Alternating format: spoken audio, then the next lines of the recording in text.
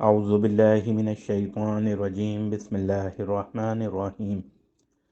معزز سامعین، پیغمبر کائنات حضرت محمد صلی اللہ علیہ وآلہ وسلم نے جب نبوت کا اعلان کیا، اس کے بعد مشرکین مکہ کے لوگوں کے نوجوان بچوں نے اسلام قبول کرنا شروع کیا تھا۔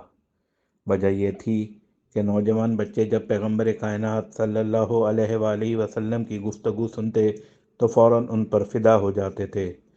ایک طرف یعنی جب آہستہ آہستہ اسلام کو عروج ملنا شروع ہوا تو دوسری طرف بت پرستوں یعنی مشرکین مکہ والے اس بات کو لے کر سخت پریشان تھے کہ اب ہمارے بتوں کا کیا بنے گا، کیونکہ آئے دن ان کے اپنے بچے ہی ان سے سوالات شروع کر دیتے، یعنی ان کے آگے کھڑے ہو گئے۔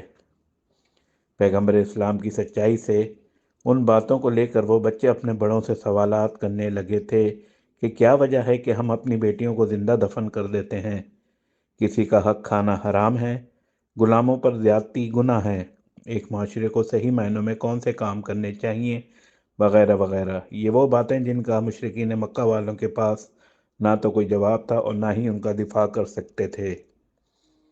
آہستہ آہستہ جب انہیں یہ ڈر ستانے لگا کہ اب تو ہمارے باپ داداؤں کا دین خطرے میں آ گیا ہے، یعنی کہ اپنے ہی گھروں کے نوجوان اس حق کو چننا شروع کر دیا ہے، تو انہوں نے مسلمانوں پر طرح طرح کے ظلم و ستم کرنا شروع کر دیے۔ ظلم اتنے زیادہ تھے کہ پیغمبر اسلام حضرت محمد مصطفیٰ صلی اللہ علیہ وآلہ وسلم نے خود مسلمانوں کو مکہ چھوڑنے کا حکم دیا، یعنی مسلمان اب ہجرت کر کے ان علاقوں میں جائیں کہ جہاں وہ آرام یعنی امن سے رہ سکیں۔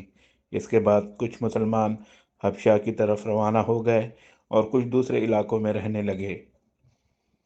دوسری طرف مشرکین مکہ کے بدبخت لوگ جو کہ اللہ کے نبی صلی اللہ علیہ وآلہ وسلم سے اخلاقی جنگ ہار چکے تھے، یعنی ان سچائیوں کا متبادل نہ لا سکے، تو انہیں یہ ڈر ستانے لگا کہ ہو نہ ہو ایک دن اسلام ہم پر غالب آئے گا۔ مشرکین نے مکہ والے کتنا ظلم کرتے تھے، اس بات کا اندازہ آپ اس بات سے لگا سکتے ہیں کہ ایک دن پیغمبر اسلام خانہ کعبہ میں نماز ادا کر رہے تھے۔ وہاں ایک طرف کچھ بدبخت یعنی کافر کھڑے تھے۔ انہوں نے مل کر ایک پلان بنایا کہ حضرت محمد صلی اللہ علیہ وآلہ وسلم آئے روز ہمارے بتوں کی برائیاں کرتے ہیں، جا کر حضرت محمد صلی اللہ علیہ وآلہ وسلم سے کوئی شرارت کرتے ہیں۔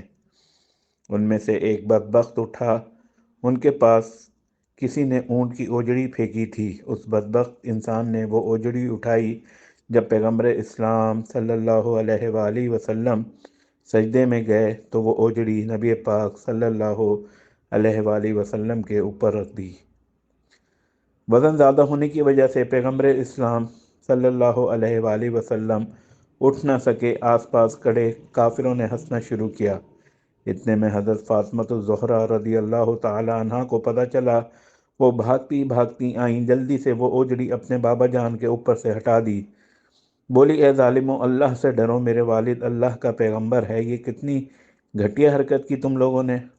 حضرت فاطمہ الزہرا رضی اللہ تعالی عنہا بہت غصے میں تھیں۔ اللہ کے نبی صلی اللہ علیہ وآلہ وسلم نے فرمایا، فاطمہ کوئی بات نہیں، تھوڑا گزارا کرو، ایک دن اللہ انہیں لوگوں کو ہدایت دے گا۔ ویسے پیغمبر اسلام نے مکہ والوں کے بہت سارے ظلم و ستم برداشت کیے، لیکن جب کفار نے ان کے دوستوں پر ظلم کیے تب پیغمبر اسلام صلی اللہ علیہ وآلہ وسلم نے مکہ چھوڑنے کا یعنی ہجرت کا فیصلہ کیا۔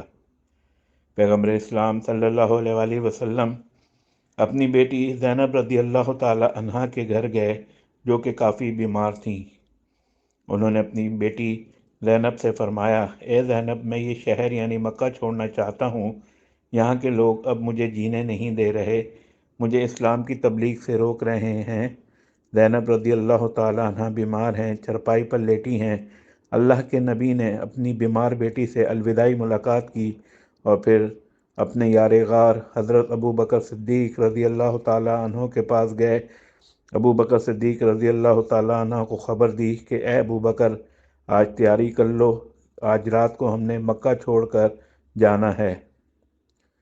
حضرت ابو بکر صدیق رضی اللہ تعالیٰ عنہ نے جواب میں کہا، اے اللہ کے محبوب، مجھے پتہ ہے کہ ایک دن میرا دوست میرے پیچھے آئے گا کہ آج مکہ کو چھوڑ کر جانا ہے، اس لیے تو میں 1 مہینے پہلے ہی سے تیاری کر چکا ہوں، کیونکہ 1 مہینہ ہوا ہے کہ میں نے آپ کو ہنستے ہوئے نہیں دیکھا۔ اگلے دن اللہ کے نبی صلی اللہ علیہ وآلہ وسلم حضرت ابو بکر صدیق رضی اللہ تعالیٰ عنہ کے ساتھ مکہ چھوڑ کر مدینے چلے گئے۔ راستے میں ان کو بہت سی پریشانیوں کا سامنا کرنا پڑا۔ مدینہ پہنچ کر وہاں سے ایک آدمی مکہ کے لیے روانہ کیا۔ اس آدمی کو پیغمبر اسلام صلی اللہ علیہ وآلہ وسلم نے حضرت زینب رضی اللہ تعالی عنہ کو مکہ چھوڑ کر مدینہ آنے کا کہا تھا۔ زینب رضی اللہ تعالی عنہ نے اپنا ساز و سامان لے کر ایک اونٹ پر بیٹھ گئیں۔ ان کی سواری مدینے کی جانب رواں دواں تھی کہ راستے میں کچھ مشرکین مکہ کہ کچھ لوگ جو پہلے سے راستہ بند کر چکے تھے آگے کھڑے تھے۔ حضرت زینب رضی اللہ تعالیٰ عنہ نے اپنا چہرہ مبارک کو چھپایا اور ان مشرکین مکہ سے کہا، میرا راستہ چھوڑو، میں حضرت محمد مصطفیٰ صلی اللہ علیہ وآلہ وسلم کی بیٹی ہوں، اپنے بابا کے پاس جا رہی ہوں، میں تو آپ کو کوئی نقصان نہیں پہنچانا چاہتی ہوں۔ ان میں سے ایک آدمی آیا جس کا نام خبار تھا۔ اس نے آتے ہی حضرت زینب رضی اللہ تعالیٰ عنہ کا پاؤں پکڑا اور اونٹ سے نیچے گرا دیا۔ ساتھ ہی ان ظالموں نے نبی پاک صلی اللہ علیہ وآلہ وسلم کی اس لاڈلی بیٹی کو مارنا شروع کیا۔ حضرت زینب رضی اللہ تعالیٰ عنہ چونکہ اس وقت امید سے تھیں، اسی وجہ سے وہ بچہ بھی ضائع ہو گیا۔ جب تھکی ہاری مدینے پہنچتی ہیں تو دیکھا کہ سرکار دو عالم صلی اللہ علیہ وآلہ وسلم اپنی لاڈلی بیٹی کے انتظار میں کھڑے ہیں۔ حضرت زینب رضی اللہ تعالیٰ عنہ نے جب دیکھا کہ بابا جان سامنے کھڑے ہیں تو فوراً اپنا چہرہ مبارک چھپا لیا۔ آپ صلی اللہ علیہ وآلہ وسلم نے فرمایا، اے زینب، میں تو آپ کا بابا ہوں، مجھ سے اپنا چہرہ کیوں چھپاتی ہو؟ حضرت زینب نے جب چادر اٹھائی تو نیچے سارے زخم تھے۔ دوستوں، آپ اندازہ لگائیں کہ اس باپ پر کیا گزرتی ہے کہ جب اس کی لاڈلی بیٹی زخموں سے چور ان کے سامنے کھڑی ہو۔ اس کے بعد وہ دن بھی آ گیا کہ حضرت زینب رضی اللہ تعالیٰ عنہ زخموں کی وجہ سے بیمار ہو گئیں اور کچھ دنوں کے بعد دنیا فانی کو الوداع کہہ کر چلی گئیں، یعنی شہید ہو گئیں۔ آہستہ آہستہ وقت گزرتا گیا۔ مسلمانوں نے جنگ بدر میں بھی تاریخ رقم کی، مکہ کو بھی فتح کیا۔ فتح مکہ کے بعد سرکار دو عالم صلی اللہ علیہ وآلہ وسلم نے تمام کفار کو عام معافی دے دی۔ ایک صحابی اٹھے، انہوں نے اعلان کیا کہ اے مکہ والوں، جیسے جیسے ظلم تم لوگوں نے ہمارے ساتھ کیے تھے، اب وقت آ گیا ہے، تیار ہو جاؤ۔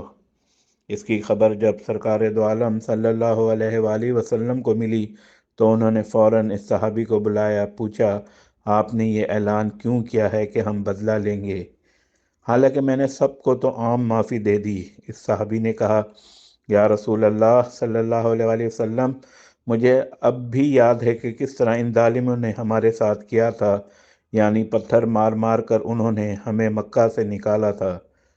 نبی صلی اللہ علیہ وآلہ وسلم نے اس صحابی کو حکم دیا کہ جاؤ دوبارہ اعلان کرو کہ آج کے بعد سب معاف ہیں، کسی سے بھی بدلہ نہ لیا جائے گا۔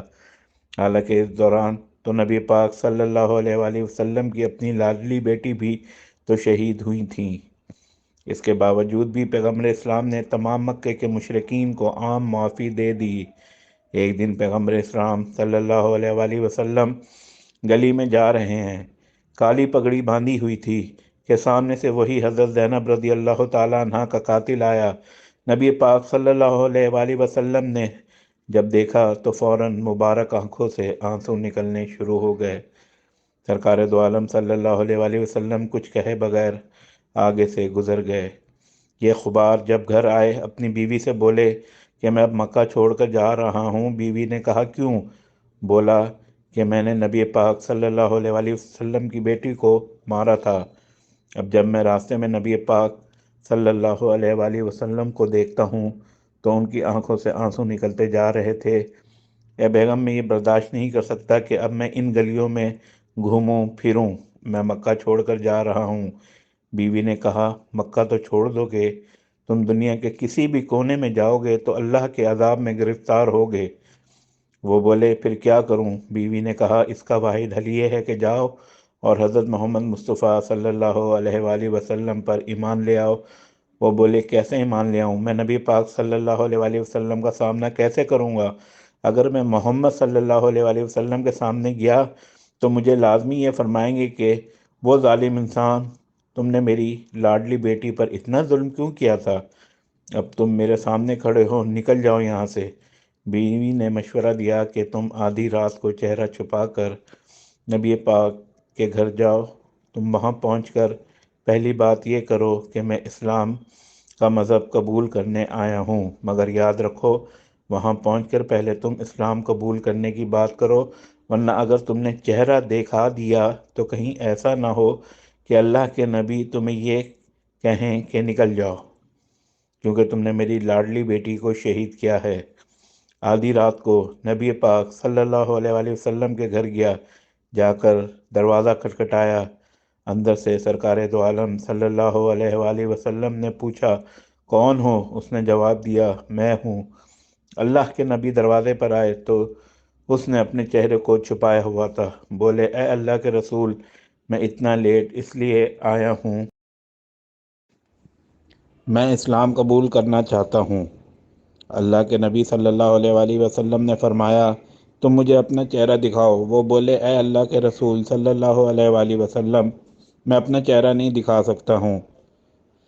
اللہ کے نبی نے اصرار کیا، فرمایا آخر تم ہو کون اور چہرہ کیوں نہیں دکھا رہے؟ اس نے اپنے چہرے سے جب پردہ اٹھایا، بولا میں خبار ہوں، وہی خبار کہ جس نے آپ کی بیٹی کو قتل کر دیا تھا۔ پیغمبر اسلام صلی اللہ علیہ وآلہ وسلم دروازے کے ساتھ بیٹھ گئے اور آنکھیں مبارک سے آنسو نکلنے شروع ہو گئے۔ پھر سرکار دو عالم صلی اللہ علیہ وآلہ وسلم نے اس کو کلمہ پڑھایا۔ اس کے بعد اللہ کے سچے نبی حضرت محمد صلی اللہ علیہ وآلہ وسلم نے اپنی لاڈلی بیٹی کے قاتل کو معاف کر دیا۔